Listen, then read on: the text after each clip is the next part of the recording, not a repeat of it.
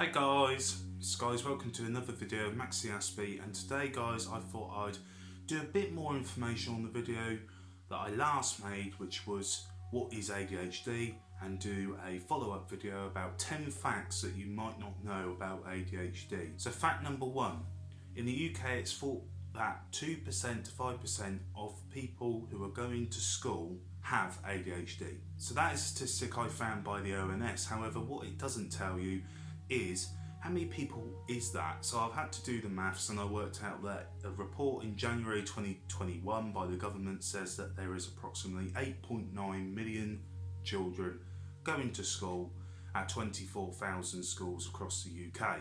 So what I done was I took away the 98% to give me what would the 2% be at the very least, and that came out at 178,000 children will have ADHD in the UK, and that's just at 2%. So if we was to then go up to 5%, it would then equal 445,000 children with ADHD, and that could be diagnosed or maybe not, because that's just a thought statistic that they think it's between 2 to 5%. So fact number 2, so there's often a misconception that people with ADHD have to seem hyper, have to be hyper, they have to be bouncing off the walls, and actually it's not the case. People with ADHD might just find it hard to pay attention, they might find it hard to absorb information. You don't have to be bouncing off the walls, and it is quite an often thought and misconception that people have. Fact number 3, just to back up the other one really, people with ADHD don't lack knowledge. A lot of people might think that ADHD people are not bright, that they're not listening in class, and it may not be that. It's not that they don't have lack of knowledge, they have trouble putting that knowledge into practice, to put it on paper, to exhibit that practice into their work life or into their school life, and that's a key element of ADHD. Sometimes we can get sidetracked to other stuff, and then that can stop us putting that into practice, or that bit of information that we need to put into practice we've just missed. And it's not that we don't have the knowledge to do it, it's just we have trouble putting that into practice. So fact number 4, the rate of major depression with people with ADHD is 5 times higher than somebody without ADHD. So not only you've got a ADHD condition, which then you might have another condition on top of that, but you're also more likely, 5 times more likely, to have major depression as a result of that. And I think it's because of self-esteem. I think it's because we want to learn things and we don't quite know how to, or we are always constantly missing information. We're often, because of the misconceptions, because of the stereotypes, we're often excluded from friendship groups and everything else, because people have a thought and perception about that child, and we don't want them in their house, or we don't want them around my house, because what happens if this happens, what happens if this happens. Growing up, it's very known that my granddad wouldn't actually have me stay at the house because he didn't really know what I would do. It was an often misconception that I would just run into the middle of the road, and although I understand his thoughts now, it's quite hard to shake off a thought or a stereotype or a thought process that is why somebody might not want you round, and that can lead things to like major depression. Fact number 5, so an ADHD diagnosis for adults can take up to 7 years. And I know quite a few people in my life that I would actually say I reckon you should try and get a diagnosis for ADHD. I'm not a doctor, but sometimes you do look at people and you sort of think, oh okay, I think you could get a diagnosis there. But because of how long a diagnosis can take, especially later on in life, this is something that massively needs to improve. If it's taking 7 years for people to get diagnosed with ADHD and they're not getting the help or the support that they need, then there is a fundamental problem. And I even know people that have been misdiagnosed with depression instead of ADHD, because again, the rate is you're 5 times more higher to have major depression, so that often gets diagnosed instead of the ADHD, and therefore they no longer or still don't get the help that they need. Fact number 6, about 1.5 million adults in the UK have ADHD according to ADHD Action, but only 120,000 of them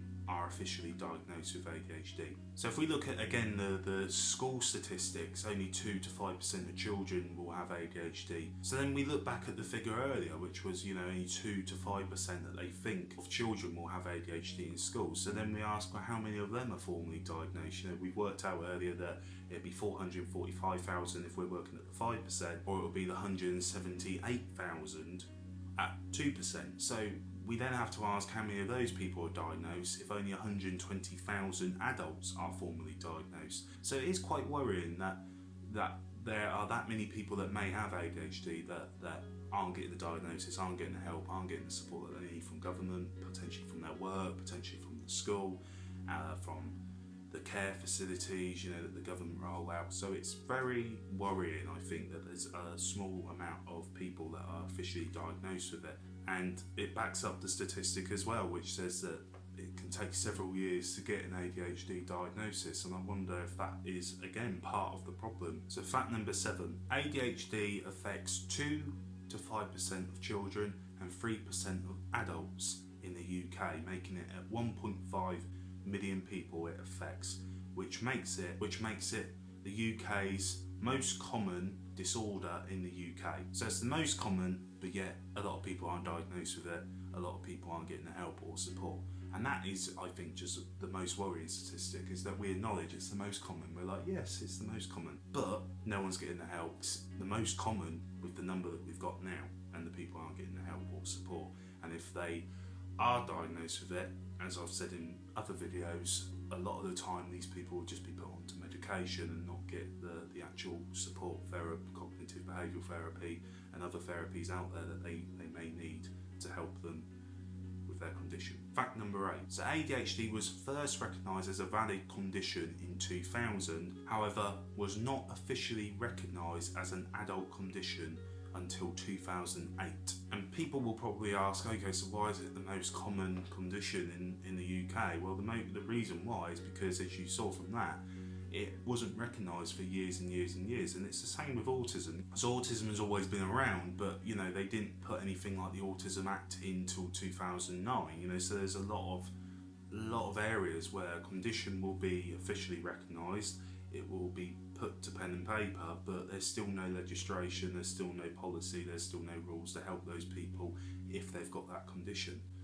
So autistic people still don't get the help or support that they need, and it sounds exactly the same with ADHD people, especially those in adults. They're not getting the help, they're not getting the diagnosis, they're not getting the support that they need. Fact number 9. So up to 30% of children and 25 to 40% of adults with ADHD have a coexisting anxiety disorder. And with this figure, I'm not massively surprised. I've got autism, ADHD, epilepsy and OCD, and I think throughout my life with my conditions I have built up more anxiety, I have been more nervous when it comes to situations, less so as I've got older, but necessarily when I was younger it was a lot of anxiety that was going on, which stopped me going to classes, which stopped me functioning in my day-to-day life. And it doesn't surprise me that with people with ADHD people will also have this feeling of anxiety, because they are being put into environments, situations that they don't know necessarily the skills or the understanding to deal with, because they're not getting the diagnosis, they're not getting the help. And like myself, when I officially got a diagnosis, I was put onto medication, and unfortunately the medication doped me up so much that I didn't really know what was going on around me. So then when you're took off that medicine and you're forced to deal with the situation, you don't necessarily know how to deal with it, and that can cause anxiety. And it does not surprise me that these people also have anxiety disorders as well. And fact number 10. When I was younger, I used to have quite difficulty with sleeping, and there was always a mixture of reasons. Sometimes it was the medicine I was on, sometimes it was just what was going on in life. However, this fact kind of made me see, okay, maybe that's what was going on with me. So sleep disorders affect ADHD people 2 to 3 times more higher than people without ADHD. And again, that spoke volumes to me, because my mind has always been going, my mind's always been needing to do something. And when I've tried to go to sleep when I was younger, Again, I don't know if it was the medicine I was on, but I know for a fact when I've come off the medicine, I have also had sleepless nights when things have been going on in my life, things that I've been worried about. And if you take it all up, everything that we discussed in this video, if you've not got a diagnosis, if you are more likely to have a mental health condition because of ADHD, then you're more likely to have anxiety, you're more likely to have a sleep disorder. If you weigh all those things up, you could actually ask yourself, how is anybody who is going through this sleeping? At all. I would be very worried if I was in that situation, and would not surprise me if you had sleepless nights. People that are diagnosed with that are having this anyway. So think about how these ADHD people feel who aren't getting the help. The adults that have gone through their lives who aren't getting the official diagnosis must feel. Sleepless nights, mental health conditions, anxiety disorders, and everything else, and these people are undiagnosed. And that's what I really wanted to highlight in this video. Is last video I said what is ADHD, but now it's about understanding the numbers around it, how it affects people who are diagnosed, but also how it affects those who aren't diagnosed. And I think it's really important that we absorb these numbers, that the ONS, that the government record these numbers and do something about it. I see a lot of people just talking about issues, looking for a cure, but they're never actually looking to support or help and understand the issue. And I think that's what we need to do. As I made a couple of weeks ago, the Autism Crisis. I think we are living in an autism crisis, and after reading some of the facts on this, I think we're living in an ADHD crisis as well. Guys, tell me what you think down below. Tell me what facts, statistics shocked you, and please share this video to anyone that you know has ADHD, or anyone that you think is going through some of the things that we spoke about in this video. Don't forget to subscribe, it means a lot, really gets the message out there. And guys, thank you for watching as always. Take care and goodbye for now.